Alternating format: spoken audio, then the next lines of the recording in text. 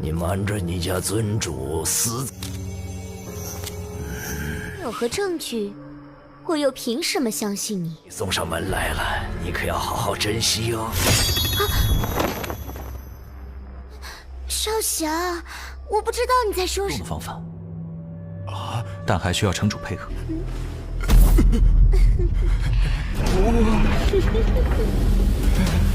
少侠，少侠救命啊！这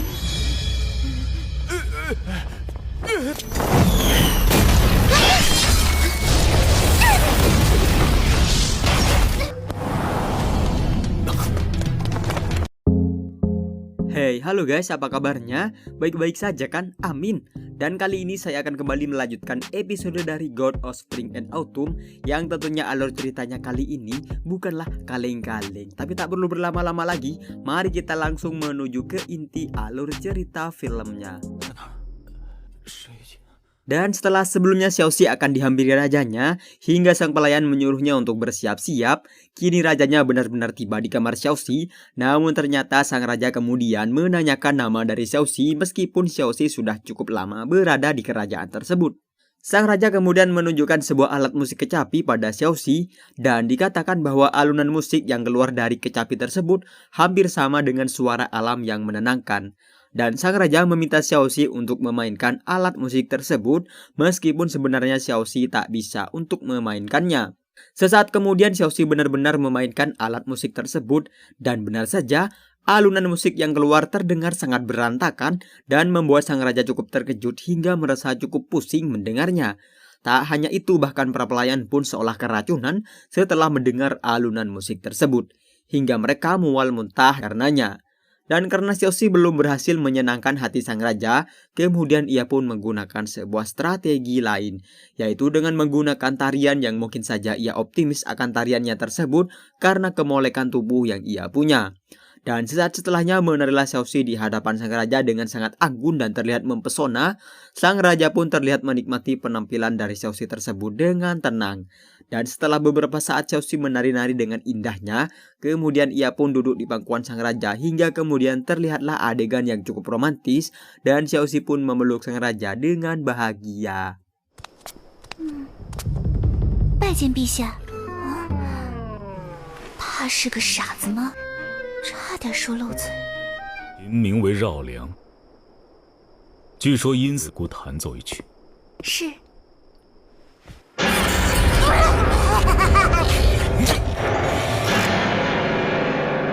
姐，要命啊！小四虽然不善音律，但学过一些舞蹈。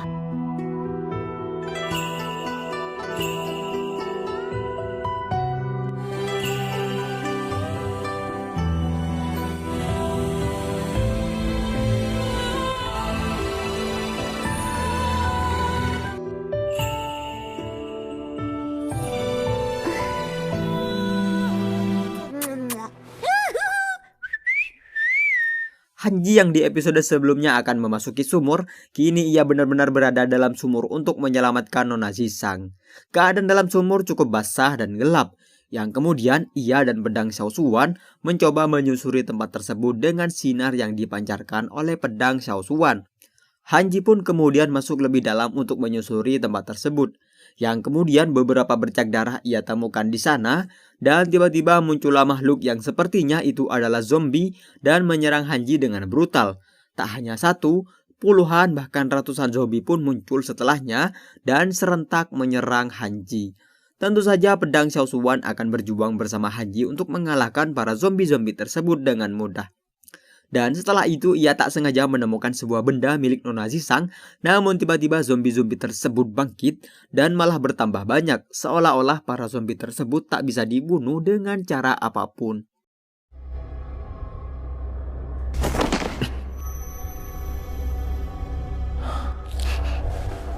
Xue Xing 胃里夹杂着一丝。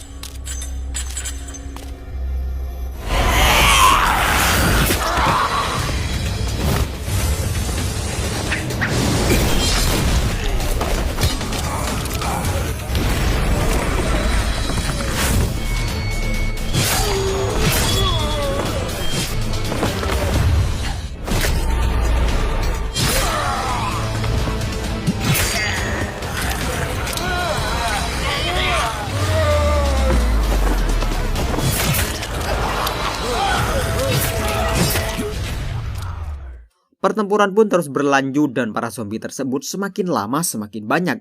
Kolaborasi epiknya bersama pedang Xiao Zuan tak serta-merta membunuh mereka semua dengan mudahnya. Karena zombie yang meskipun sudah ditebas sekalipun, zombie-zombie tersebut akan berdiri kembali untuk menyerang Hanji. Hanji pun terlihat sangat kewalahan menghadapi para zombie-zombie tersebut. Hingga kemudian ia mengingat tentang orang tuanya yang telah terbunuh oleh iblis harimau dan membuat Hanji sangat marah yang kemudian ia berambisi untuk membunuh para zombie tersebut hingga ia mengeluarkan aura merah yang sangat pekat mengiringi kemarahannya kali ini. Dan benar saja, kekuatan Hanji tiba-tiba bertambah berkali-kali lipat daripada sebelumnya hingga serangannya banyak mengenai para zombie-zombie tersebut. 这些形势不好对付。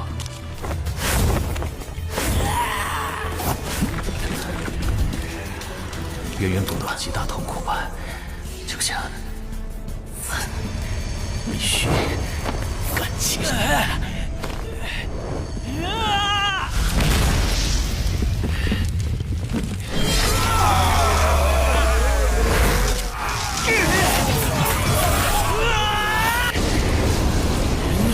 韩基，你清醒一点。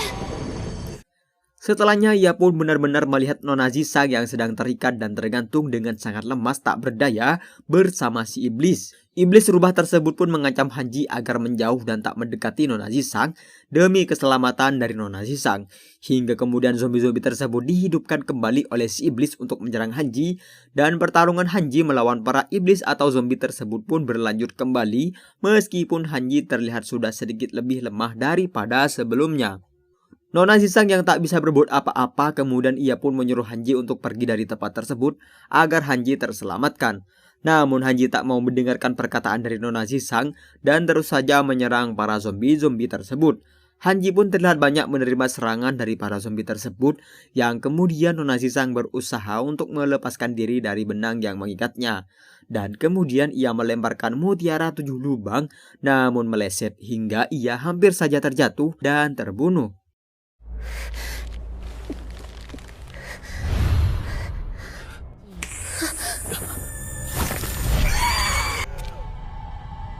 这些傀儡，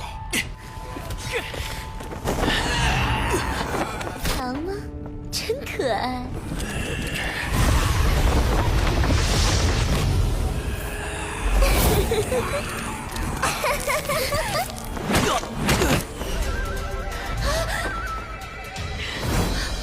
Si iblis ternyata menangkap Nona Zisang agar tak terjatuh. Hanji yang sudah terlihat sangat lemah kemudian ia pun membentak dan menyuruh si iblis untuk melepaskan Nona Zisang. Namun si iblis hanya tertawa melihat Hanji. Yang setelahnya lagi dan lagi para zombie tersebut si iblis bangkitkan lagi untuk menyerang Hanji. Tentunya dengan jumlah yang sama daripada sebelumnya. Nona Zisang mencoba bernegosiasi untuk menyelamatkan Hanji. Dan ia kemudian akan diserang oleh si iblis. Namun Hanji tiba-tiba berada di belakang sang iblis untuk menghentikan sang iblis. Dan Hanji menggunakan sebuah kertas penyegel untuk menyegel para zombie-zombie tersebut. Dan ia seketika menyerang si iblis dengan telak hingga si iblis terlempar cukup jauh. 别碰他！就是口不对心。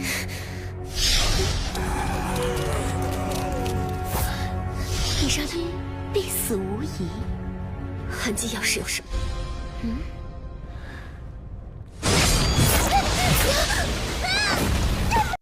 ，Dan setelah Hanji menyelamatkan Nona Zisang, kemudian si iblis tak terima dengan serangan tersebut, yang kemudian ia menyerap semua energi dari para zombie untuk membangkitkan kekuatan besarnya. Para zombie pun seolah hancur bagian demi bagian karena terserap oleh si iblis, dan si iblis kini seolah semakin bertambah kekuatannya. Dengan luka-luka di tubuhnya, Hanji pun kemudian berusaha untuk menyerang si iblis kembali, dan ia mengatakan agar Nona Zisang percaya padanya karena ia akan selalu melindungi Nona Zisang. Nona Zisang pun kemudian memegang tangan Hanji untuk mencegahnya melakukan perlawanan, dan ia mengatakan untuk menemui Guleng setelah keluar dari sana. Dan Guleng akan menceritakan sebuah fakta atau cerita sebenarnya pada Hanji. Namun Nona Zisang meminta agar Hanji pergi seorang diri dan tak membawanya untuk keluar dari tempat tersebut agar ia bisa selamat seorang diri meskipun ia tak akan terselamatkan.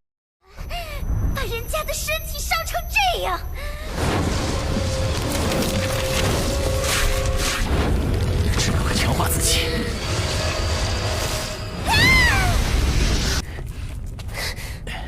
的伤。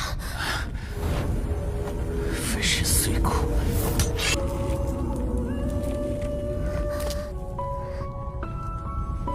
我所图之事，以你的能力，你可以独自离开，不需要顾虑我。 Namun Hanji terlihat tak menggubris Nona Zisang dan memilih untuk melawan, dan setelahnya Hanji pun berniat untuk menyerang si iblis. Disusul dengan si iblis yang seketika berubah dan ekornya kini bertambah menjadi 2. Setelah mengamankan Nona Zisang dari makhluk tersebut, Hanji pun langsung OTW untuk menyerang si iblis dan pertempuran pun kembali terjadi. Namun kini yang akan maju adalah si iblis melawan Hanji. Pertempuran pun kemudian berlangsung dengan sangat sengit, meskipun Hanji sedang terluka saat ini. Namun dengan sisa-sisa kekuatannya, ia pun mencoba melawan si iblis yang kini pastinya sudah bertambah kuat. Pertempuran pun berlangsung dan jual beli serangan berlangsung secepat kecepatan cahaya, hingga Hanji kemudian terjatuh dan mencoba melindungi Nona Zisang kembali. Namun ia harus kembali terluka kali ini. Tak hanya itu, serangan demi serangan pun dilancarkan kembali oleh si iblis, dan ya sudah pasti Hanji cukup kewalahan karena ia juga harus melindungi Nona Zisang.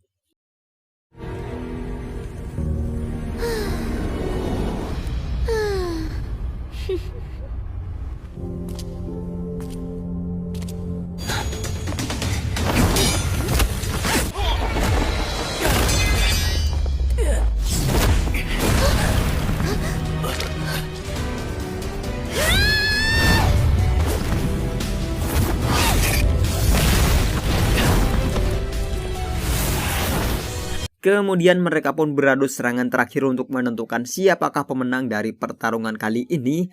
Terlihatlah adu kekuatan tersebut yang mengeluarkan cahaya yang cukup menyilaukan. Dan setelah adu kekuatan tersebut, Nona Zisang pun mencari keberadaan dari Hanji, dan si iblis terlihat sedang terluka karena adu kekuatan tersebut. Namun tiba-tiba sang raja hadir di tengah-tengah mereka secara tiba-tiba. Dan Nona Zisang menyadari bahwa sebenarnya sang raja lah yang telah mengadu domba Hanji dengan si iblis sedari awal.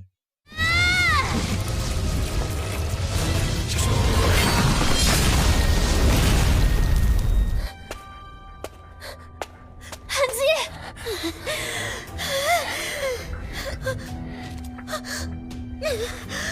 好戏呀！我们和狐妖相争的人，就是你吧？